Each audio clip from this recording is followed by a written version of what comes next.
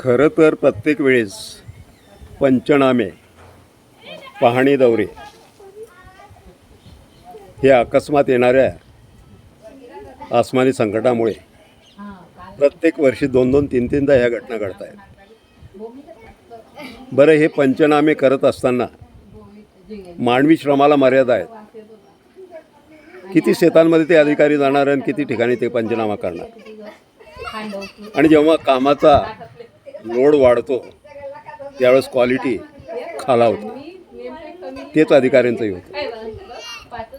तसं जर पाहिलं तर ज्या पद्धतीने नुकसान होतं त्याचे एक प्रयोगादाखल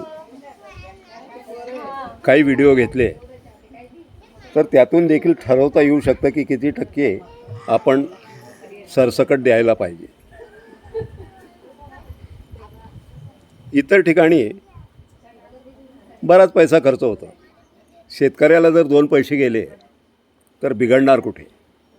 दुसरी गोष्ट, मालाच्या बाबतीत मालाच्या जे किमती आहेत त्या हमी भावापेक्षा व्यापारी कमीच याच्याने घेतात. कुठे मिळतं शेतकऱ्याला पुरेसा मोबदला. मग समजा एखाद्या वेळेस ही नैसर्गिक आपत्ती आल्यानंतर जी हानी होते त्याच्यात जर सरसकट दिले तर कमीत कमी तेवढा दिल असा त्या शेतकऱ्याला मिळेल.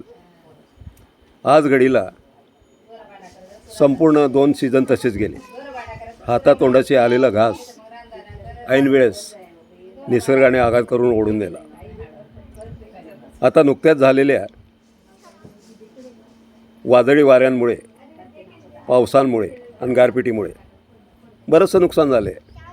अक्षरशः संपूर्ण ज्वारी, मका आणि बाजरी, गहू यासारखी पिकं आडवी झालेली आहे. तसं पाहिलं तर ही हानी न भरून निघणारी आहे. तरी देखील शेतकरी नवीन उमेदीने उभा राहतो आणि पुन्हा काहीतरी पुढच्या याच्यात येईल या आशेने तो पुन्हा पेरतो आणि पुन्हा त्याच ठिकाणी तीच गती होते.